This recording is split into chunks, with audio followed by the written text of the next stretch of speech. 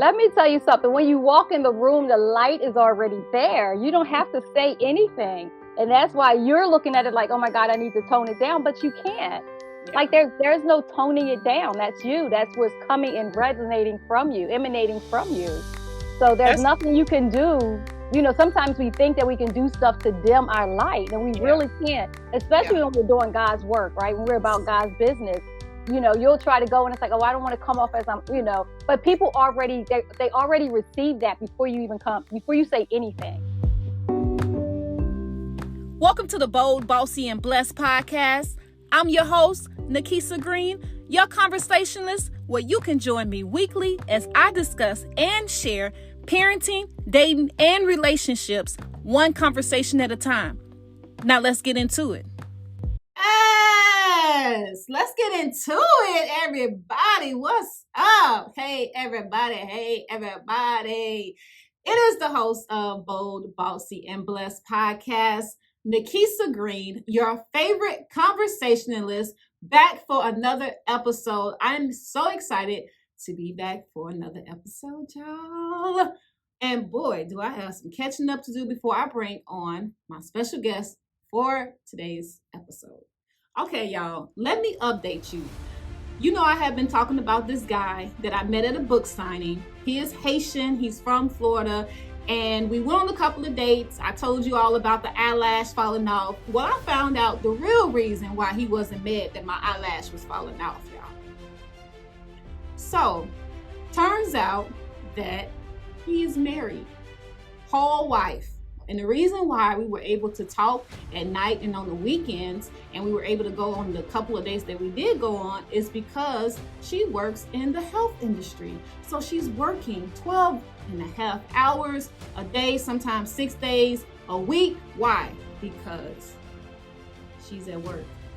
He got all this free time and he's supposed to be working. So I ended up finding out through a Facebook search. His wife had posted him on her page and tagged him. And so that's how I found out. And I would like to say too, that my friend had asked me, she said, did you do the married check? And I'm like, yeah. I said, I talked to him when he's at home. I talked to him at night. I talked to him on the weekend. And yes, single women have a married check. Why? Because men are out here being trifling. So we have to pay attention to certain red flags to see what's going on. Now, I wasn't getting married vibes from him, but I was getting that something was off or something, I couldn't put my finger on it. So when she asked me that, I did a search, but I didn't find anything because his page was private. So I'm like, okay, but what was a red flag was that a couple of years ago, he still had a profile picture up of him and his ex-wife, well, I thought it was his ex-wife, in matching pajamas. And that didn't sit right. So I'm like, okay, that's a red flag. But I'm going to see how this goes as far as like, because we talked about, I asked questions about when you were married, what did your ex-wife do, blah, blah, blah. Like I had those conversations with him. And so when I found out and I texted him, he was like, I'm sorry, I was going to tell you. When you was going to tell me, sir? Because you already kissed me. So when was you going to tell me? Y'all got to let the time go by and let people reveal their character and who they are, especially before you give your body up. Because no ma'am, no Sam, no ham, no, nothing, not over here. But anyway, y'all, I have an exciting show today. Make sure you're following me on all social media platforms, Facebook, Instagram, and TikTok at Nikisa Green. And if you would like to email the show, you can email us at boldbossybless@gmail.com. You can also follow the podcast page on YouTube and Instagram at Bold Bossy Bless. And don't forget to check out my website, www.boldbossybless.com. My guest today is Travell Unique. I'm so excited to have her on the show. How are you? I'm awesome. How are you? I am doing great. I am so excited for you to be here. Thank you so much for coming. And before I even get into the conversation today, I just want to say that I saw Travell at church like a month ago. And we used to go to the same church years ago, like pre-COVID, right? Yes. And so a couple of months ago, we were both visiting the same church. And turns out, like, the speaker for that day, had on this shirt, and the shirt was nice. And I'm like, she told me, she was like, yeah, I made that shirt for him. And I said, what? I said, girl, we're going to have to talk, because I didn't even know that she made shirts. We Facebook friends, and you know how the timeline on Facebook, Instagram is my favorite right now, so I don't be fooling with Facebook like that. But I have to show y'all the shirt, because she brought it today. Y'all see this shirt? My logo, y'all. Bold, Bossy, Blessed. I'm so excited. I cannot wait to wear this shirt. And like, it's soft. Like, thank you so much. You're welcome. I love it. I absolutely love it. She will definitely be sharing her information at the end of the show, so that you guys can make sure you get your shirt made. My producer already was like, oh, we're going to have to talk. So you co-authored a book, and the name of the book is If These Walls Could Talk, Stories of Surviving Childhood Trauma. Wow. Just the title of the book is like sent chills down my arms, because if these walls could talk, like, that title is deep. When you first got presented with this opportunity, like, what was going through your mind? Immediately, I was like, oh, I got several walls that's talking. I got you. I can do it. Whatever you need. Yeah, I'm so intrigued by the title. I went to your chapter, and the chapter that you have, Don't Trust All Babysitters. Don't Trust All Babysitters. Now, ain't that the truth, y'all? Yeah. That was like one of my main things when I first had kids, was that, like, you ain't going to no babysitter, and you ain't going to be at different members of the family houses. You not going to be out at your friend's house, like, I was like, no, we're not doing babysitting, because I know, like, from experience what happened with me when I was growing up. So can you give the viewers a little more information about the chapter that you wrote? Absolutely. Okay. My chapter in particular is really dealing with my specific babysitters. Okay. And when I say specific babysitters, it's not just tied to like an individual that was hired. Yeah. My babysitters were my parents. Oh, okay. And my parents were not as responsible as they should be with allowing different people at my house. Yeah. My specific story is talking about childhood rape. Okay. And so I share the story, two stories of being raped as a child. And while the first part, the first rape rather, it's not excusable, but we were children. The individual who raped me was a child. Wow. So I was a child as well. And so I'm not saying that I excuse what happened, but I don't have any malice towards the individual. Now, the other people that were involved, I definitely hold them accountable, because I was like 8 years old and they were in their 20s. So that's pretty much what my story is about. And what's so interesting about it is, you think that, like you said, you didn't allow your daughters to hang around certain people, but you think that you can trust certain people, even your own relatives. Yeah, that's true. And truth is, you really can't. Yeah.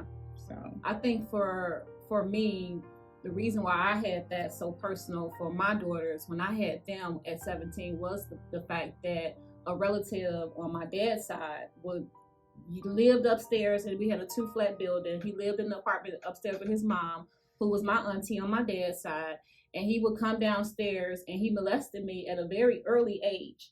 And I think when I was an adult, I blamed my mom. I didn't blame my dad as much. I don't know why. I mean, at the end of it, I was like, I blame both of y'all. However, since then, of course, like, I've had to deal with it, and I'll talk a little bit more about that. But I remember, like, that's a family member, and you trust your family, you're not thinking that they're going to do anything to your child.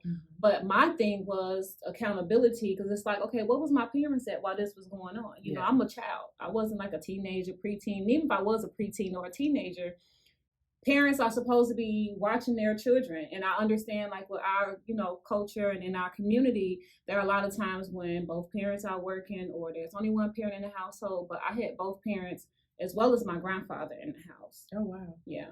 So did you have siblings? Was anybody else affected? So yes, I do have siblings. And my parents were not married. So my mom was a single mom. At the time. She was just actually going through a divorce from my younger brother's father.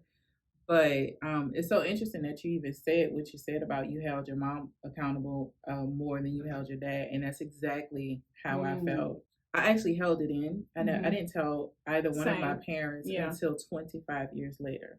Yeah, same. So all that time, I literally had like oil and water relationship with my mom, because there were things that was happening to my body that I couldn't even share with her, because she was just immediately on well, you're being promiscuous or you're doing things that you're not supposed to do, without even asking the question. Yeah, like the what root happened? Cause. How did you get here? What happened? Right.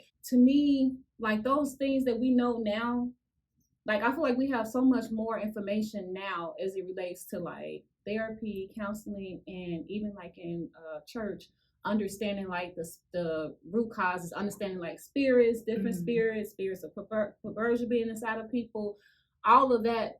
I don't think that we really had, not everybody, but I think like for me and my household, we didn't really have that or have an understanding of what that looked like. So like generational curses and people just having all these nasty spirits inside of them, like we were ignorant to that. Yes. And of course the devil knew, hey, they ignorant, let me go ahead and just inject all of this. So for me, my parents didn't know that I was molested. And I think my mom found out maybe like when I was in my 30s, and my dad, he still doesn't know. Oh wow. Yeah, so I haven't had that conversation with him yet, but I do plan on having that conversation with him. So I wrote a book about my life, and that part is in the book, and so I do need to have a conversation with my dad before it's fully released. How did you get to the part where you were able to even talk to your mom about what happened? Oh my God. So it was interesting that the day that I had to tell my mom. Let me just give you a little backstory. I was in a relationship with a guy here, and he actually had 2 kids, and his 2 daughters was just placed in his custody because they were also experiencing molestation and things like that in the home. And so long story short, we had been in a relationship. I kind of like jumped in because I saw the need and tried to mother them, even though they weren't my kids, but they were so broken that they needed some safe space. And so it just so happened that we were it was spring break, and I was about to take them with me to New Orleans. Okay. And the kids finally told me, it was like, Daddy cheating on you. And that's why he's trying to get you to go to New Orleans, because he's going to be, here doing what he do, and he's trying to get you to... The kids telling on their dad. Pretty so much. they really trusted you. Yeah. For them to reveal that information. Yes. Yeah. So because of that, I was like, oh no, I'm so sorry, but y'all not coming with me to New Orleans. Like, this is not about to happen. And so dropped them, basically dropped them off, told him, come get your kids. And I explained to them why. And they were very understanding. They knew that, the reason why they couldn't go. And so, of course, I'm completely heartbroken, but I still went to New Orleans, and I'm crying and everything. I had my niece, and my niece was like a year under. She was in between their age. Okay. So we, I had all 3 of them together. And so I still took my niece home. And my mom had a funeral or something that she had to go to, and she asked me to pick her up or something after the funeral was over with. Well, lo and behold, my mom just called me, and she was like, hey, guess who's here at the funeral? That's whose mom passed away. And it was the guy who molested me. It was his mom's funeral. And I was like, no,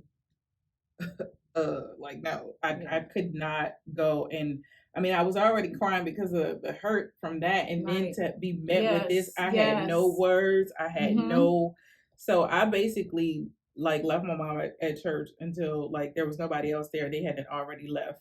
Wow. And then I went and picked her up. And when we got back to the house, that's when I finally explained what happened.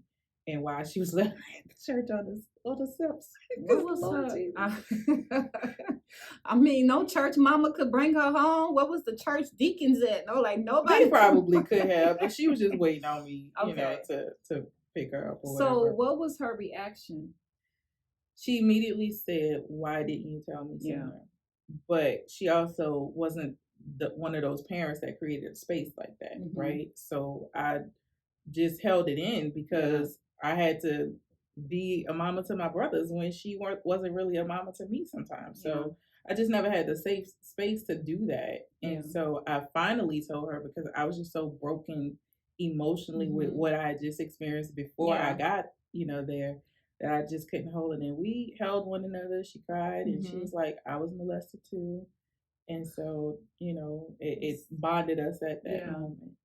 Wow. I remember going to a funeral and my abuser was there and tried to speak to me. And this is before I had told my parents. I was an adult. Like I didn't tell my parents, like I said, until I was in my 30s.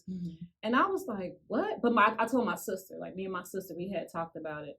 And I was like, what? Like, how dare you even fix your lips to speak to me and act like we cool or we okay and things like that. Like, no. And that triggered me. There's been times on Facebook when he has sent me a Facebook request and I'm like, dude, I don't even want to like, what do you call it? When you about to commit a crime and you say it and then it happened. So I'm like, boy, like I'm not that, girl anymore. Like I'm a grown woman now, you know? Right. And as a grown woman, I have a voice now. Right. Because as a child, that was one of the things that I didn't have a voice in because I couldn't talk to anybody. I didn't have nobody to talk to. Like you said, back then, we didn't have relationships with our parents like that. So I couldn't talk to my mom and bond with her. As a child, though, there were some signs that was going on. Like I used to pee in the bed. Yeah. And there was other things that happened. And those were all red flags. But again, us not knowing that information that, oh, this is something that happened that's being triggered from a root cause, and this is why this is happening. And my mom didn't know. So when I did tell her, like I said in my 30s, like she had no idea. She had no idea. I remember one time I tried to tell her, but I just could not speak. And I remember I was like, obviously he had threatened me, and as a kid you believe like what they say, and I'm just like, what am I supposed to do? So I wouldn't say anything. But I remember my aunties was over and we were in the hallway and I was trying to tell them. And I'm like, he tried to do it to me. And they was like, do what? Who was he? And I'm like, he tried to do it and I couldn't get it out. Like I didn't have the words to explain fully like what was going on. Okay, y'all. Yeah. I was trying to hold it back, but it's coming because I just think about like all the people that have been like abused as a child, didn't have a voice and didn't have the language or the verbiage to like speak. And that's why now like people see me and they be like, oh, they think whatever. But if you really get to know me, then you will know how I really am. But the reason why I use my voice now is because for so long I didn't have a voice. Absolutely. And so now once I got so as when I first got married, I didn't have a voice in that marriage either, and I was scared of him, and he was verbally abusive, and I was like physically scared of him. But after I separated from him and finally had courage to leave him, that is when I found my voice. But then my voice became the rah-rah, like, you ain't gonna do nothing to me. Yeah. You ain't cheating on me. You ain't finna treat me like anything. You ain't finna treat me like a doormat. You ain't finna blah, blah, blah. So all that meek, humble, shy, quiet, non-voice Nikisa was gone out the door after that first marriage. I was like, Yeah. So the second time I got married, I took that into the marriage. And at the end of that marriage, that's when I said, okay, there has to be a balance to this. Like, you can't be just, getting all crazy with these folks. And so from there, that's when I started like, trying to work on me and get better. But it wasn't until I moved to Texas that I had therapy. Yes. To really deal with it, because I remember. So, and this is probably my last story, because I have so many questions, because I feel like this conversation is so needed. Yeah. it's really needed. And before I get to my part, I want to know, like, what made you, was you already ready to tell your story before you got presented with this opportunity to co-author? Or was this something like that you was just like, God had been telling you, but you was ignoring him or ignoring it? And then when this came up, you was like, these walls could talk. Yeah. That's exactly what it was. I've been, God had been trying to tell me to speak up.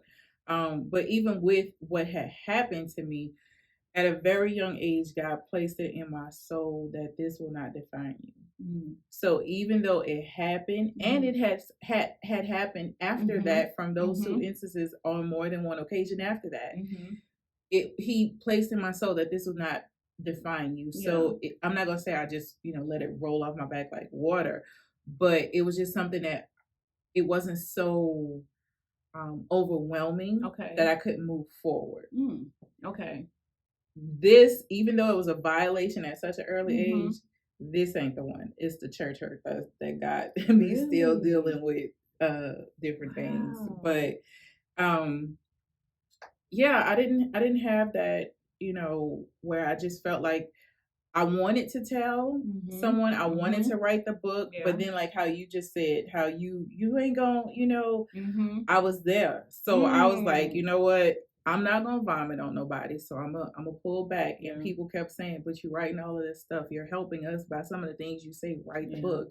And so when the opportunity came, then I just finally, did it. For me, as I was writing it, that's when I realized I needed to deal with it, because up until that point, when I first started writing this book, I was ignoring it. Like I was like, I'm not gonna talk about it. I'm not gonna think about it. Like I can just, brush it over. I was thinking it didn't show up in my relationships, but it absolutely showed up in my relationships. I remember in my relationships that I always wanted to be in a monogamous relationship, right? So I just need one man to be in a monogamous relationship with and get married, right?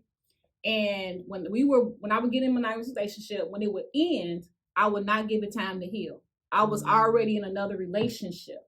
And then when that one was getting ready to end, I already had somebody who was in another relationship. I'm not talking about like dating, casual sex. I'm talking about whole relationships for a year plus, each one. And I remember my sister saying, when I first moved here, was like, when you gonna give yourself time to heal? And I said, I don't need to heal. I said, why would I sit up there and heal from something? I said, that takes time. And everybody knows, like, when you have a heartbreak, like, there is not one pill you could take to rush that process. It literally takes time. And I was like, I don't have time like that. I didn't want to have time like that. So for you, did you see anything showing up in your relationships or how you dealt with relationships? Absolutely. I was overprotective. I was so overprotective. And not so much possessive of the man, but if I dealt with a man who had kids, like I was just like a whole hovering helicopter mama bear. And I didn't have my first child until I was almost 40. So but it was just with anybody's children that I was always just overprotective. And that could be a bit off-putting if but I understand what happened to me, and I understand how we could be neglectful as parents or adults. And so that's why I was the way that I was. But then also, like you said, you wanted to be in a monogamous relationship, you wanted to do all these other things. And for me, I didn't live with, even though my mom got married again, even after my brother's father, it wasn't always a healthy marriage that I've seen, right? And so in my mind, it was so interesting. At a very young age, I was like, I'm going to get married. I'm going to move. I'm going to have, this white picket fence, that whole fantasy and everything. And I'm still waiting on it. But that's what drove me to like try to achieve being healthy or try to not be so depressed or what have you. But the other thing is, I also didn't know how I suffer more with anxiety than anything. And so I would rush relationships. Like instead of just, chilling, being friends, hang out however that long, I was trying to rush the process to be in like a serious relationship. And, something was like, no, babe, let's chill or whatever. And I didn't know anything. Any different because number one, I never saw my dad get married, and then number two, my mom, even though she was in a relationship, it wasn't the greatest. My grandparents were even in married for over 50 some odd years, but it wasn't the greatest. Like communication skills, all of that just was not great. So I was looking in my mind to be like, well, I'm gonna be the opposite of all that. Like we're not doing none of this. And so when I was here and at the church that we both were at, they did a live counseling session, like at church. Like I've never been to a church where they did a live counseling session with an actual counselor. And it was in that moment that I was like, okay, God, I hear you. Like, let me stop running.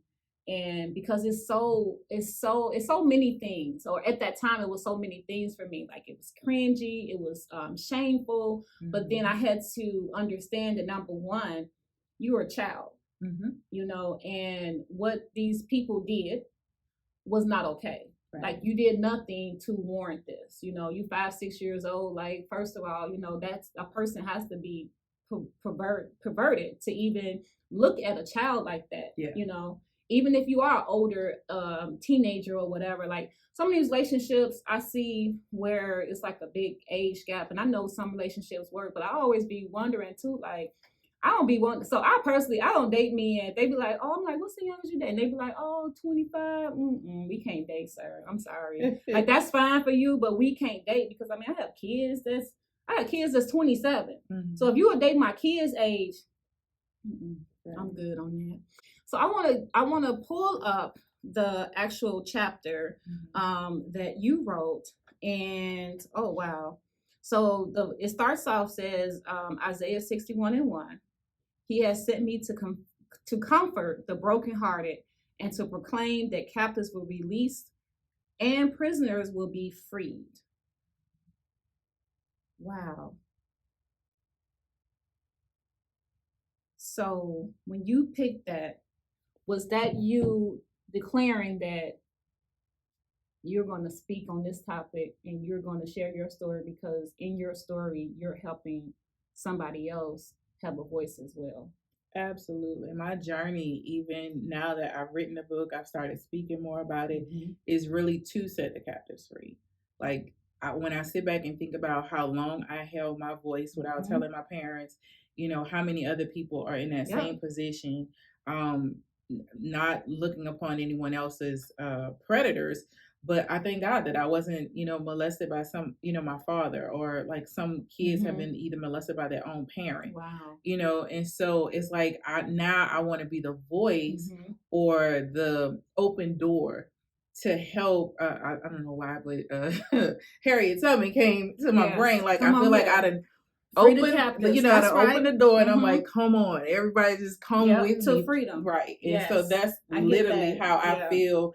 Why I chose that scripture, because God does want to comfort us, but we have to be willing to speak up. And there's scripture that says we're overcome by the blood of the Lamb and the word of our testimony. Yes. And so until we testify, we're not going to go through the full healing process. It won't be something that's like, overnight, but at least let's just say like when we were just discussing and you were tearing up, you don't have to tear up when you talk about it anymore if you start telling it now. Because for some people, it's just so dark, like where your words are taken. Like it's like how you said you were trying to explain. He touched me, but you couldn't even get the full thing out, and they weren't understanding. So you got to find a safe space to begin the process of talking. And once you do that, I'm like sing like a canary.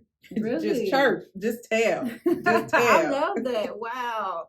So I think you are probably the first person that I have met that I can think of off the top of my head who have experienced childhood trauma and able to speak so freely. And that's probably on me. I'm not saying that's not out there, but I haven't been in those spaces because I just started that healing once I moved down here. And that was only because I had to, but I felt like, this is what I told God. I said, God, don't tell me you had me move all the way to Texas just so I could get healed. You know what I'm saying? Like you had me move all the way to Texas just so I could get healed, because in Illinois, I wasn't like trying to think about it or heal from it. I was trying to write a book. Like Eric Thomas had already had a conversation with Eric Thomas, and he was like, you need to write a book about your life and have a triplets and this and that. And I'm like, if I write this book, then I got to tell the ugly. And I'm like, I don't want to talk about it. I don't want to ask questions. I don't want to answer questions. I don't want to, what did he and when did he? And all, like, I didn't want to do all that because it's like, why do I have to do that? Why do I have to answer all these questions when I didn't do anything wrong? So, I think that's what happened when I moved down here, that because I started going to counseling based from that church, because I started going to counseling, I was able to complete that portion of the book. But I haven't I just started talking about it more freely on my podcast. So I think today is probably the most I have talked about it. And thank you for sharing your story, because then you're helping me as well, even on my podcast, to share my story as well and get a little bit more comfortable, because I'm somebody's voice as well. And it takes courage to speak our story. It takes courage to talk about childhood trauma. And I'm just excited that I was able to have this conversation on the podcast where we don't know who's going to hear this and get healed from it or delivered or freed. Like I got that song in my head, set the captives free, set the captives free. Yeah. So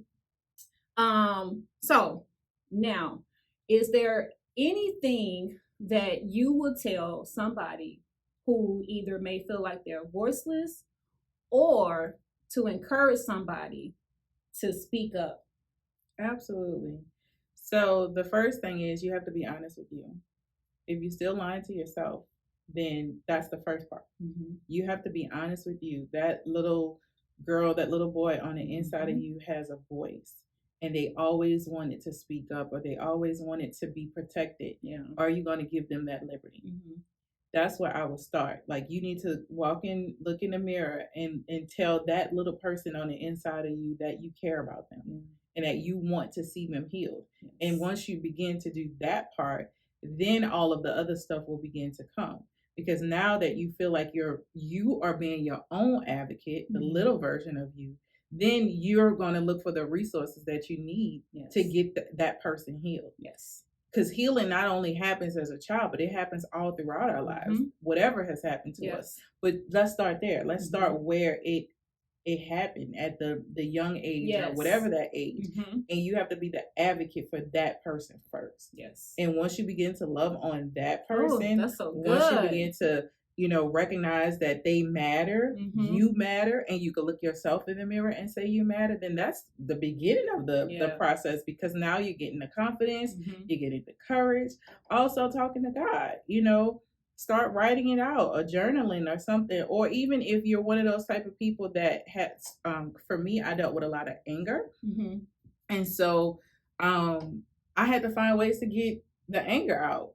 Start saying it out loud. Punch a pillow. Don't punch the walls. I want you to keep your hands and your body, pretty.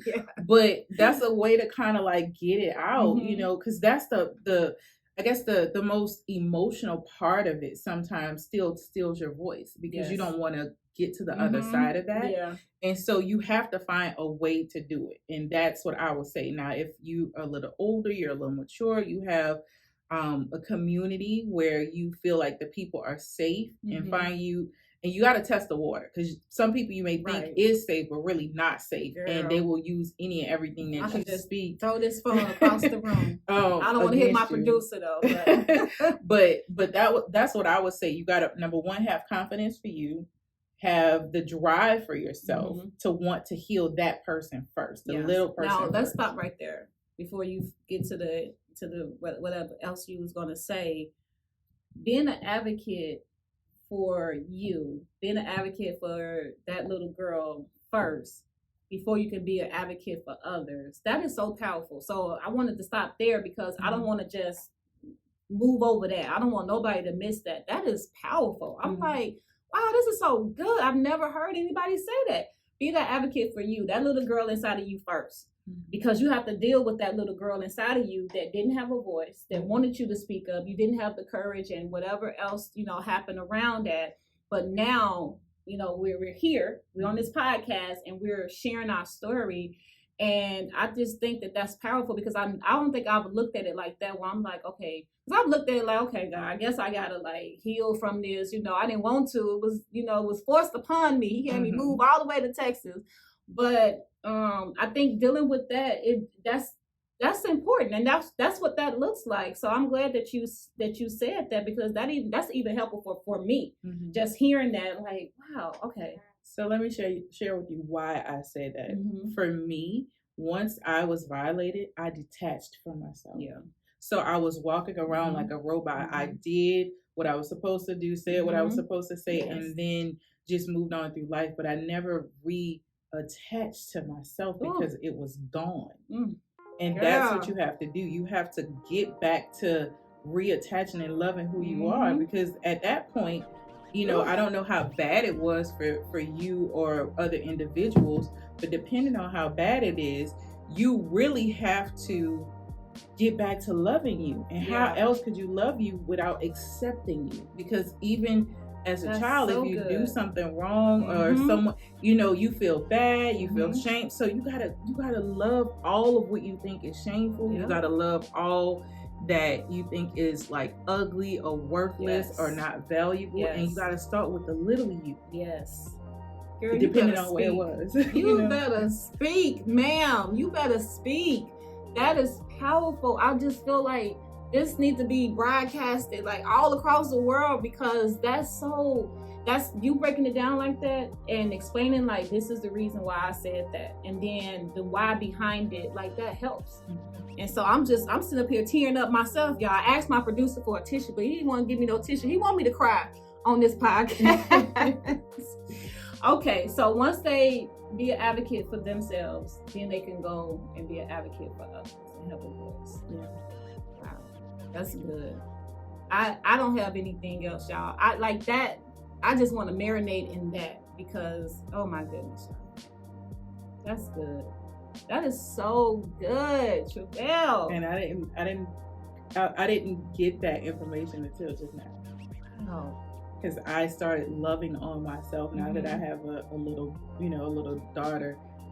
What I don't want to happen to her, and why I see such the preciousness and the innocence in her, I have to love me at that age so I can be who I need to be for her, and she enjoy life. Because the other part of that is, even if you're still ruminating about what has happened or what you didn't share, it begins to torment you. Oh, yeah. And so now you're stuck in a cycle in your brain, and everybody else is around you trying to get your attention, love on you, whatever, but you're not even present. Right. You detached. Like you said, you're detached. And I definitely can relate to that. And even with the whole loving myself, like, man, I can count on this hand when I started loving myself, because it was just, I don't know, it was just so hard.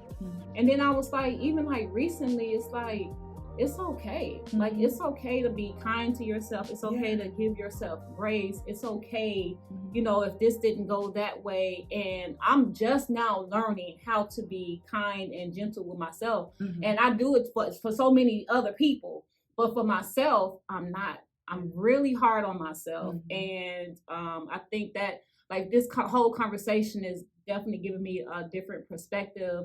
It has encouraged me. It has given me upliftment. Like, I feel the Holy Spirit in the room. Like, oh girl, that's so good. So I would say you talked a little bit about how the church would get involved with trying to get you to seek counseling and different things like that. So after we left the church that we attended together, I went to Gateway. Okay. And I don't know if you ever heard of their program called Kairos. Well, it's like a healing and deliverance type of, I think, 2-day intensive. Really? A 2-day intensive seminar. Okay. And one of the things that I really loved was they gave you a booklet. And in the booklet, it basically wanted you to have an interview with yourself. They had like over, I don't know, close to maybe 50 questions or something. That's powerful. And so I would say I started this process back in 2017 or something. And I literally, and the questions basically say, sit before God, say these questions out loud, and be silent and listen to what he says. So that's how that even started, for me to even get in tune with myself. I had Yeah. to get in tune with God. I had to get in tune with all of that before I can even, because I had the torment, I had the, all the other stuff going on, that it was louder voices that I couldn't even hear my own little self cry out or want the attention. And so once I started doing that, then that's when the empowerment came, because now I'm hearing God say, I love you. I'm hearing God say, you're beautiful. Yes. And so once you hear those things, because if you didn't get it from your parents, you didn't get it from the men or the women you dated or however that went, like literally you're still looking for validation. Yeah. You're still looking for that love. You're still looking for the protection and all that other stuff that comes with it. And so once I started that journey, like you said, here in Texas, that's when things started getting better for me. Where now I wasn't always, as easy on myself as I could be, but at least I started to listen to me. And once I started listening to me, I realized, you know what, they still have a little voice in there that wants to be validated or wants to, to speak up. And so that's how we got here today. Wow, that is so good, y'all. If These Walls Could Talk. It is on Amazon, and I am going to have Travell share with you her information so you all can follow her on social media and go to her website. Make sure you purchase this book, If These Walls Could Talk, Stories of Surviving Childhood Trauma. How can the listeners get in touch with you? So I would prefer that you purchase the book on my website instead of Amazon. Okay. I do actually have books on my website as well. Okay, nice. And so the website is www.IamTravellUnique.com. That's a real person. That's me, biologically. And you just go to Shop All, and you can purchase the books there. I also have some other merchandise and stuff that you can check out as well. Okay. If you want to get in contact with me, I have the contact me on the website with my information. My email is info@IamTravellUnique.com. Okay. As well as I'm on social media, Facebook, Instagram, Twitter, all those places, Pinterest and YouTube. Okay. I am Travell Unique. I am Travell Unique. Yes. I thank you so much for being kind, being genuine, sharing your story today. It helped me. So I know it's going to help somebody else. And so I want to thank you for being a guest on Bold, Bossy, and Blessed podcast. You're welcome. Thank you. I have no words for today's show other than it was definitely divine orchestrated, because some of the things that she touched on, I hadn't heard anybody put language to it, but I could definitely relate to a lot of things that she said today. And it's also helping me in my healing journey and my process of healing and understanding, everything that happened to me when I was growing up. I have no other words for this podcast other than thank you, God, for orchestrating this podcast. Thank you for allowing me to have a voice for the voiceless. And remember to be bold, make boss moves, and stay blessed. Till next time. Thank you for listening to another episode of Bold, Bossy, and Blessed podcast. Make sure you're following me on all social media platforms at Nikisa Green, and make sure you subscribe to this podcast as well. Until next time, be bold, make bossy moves, and stay blessed.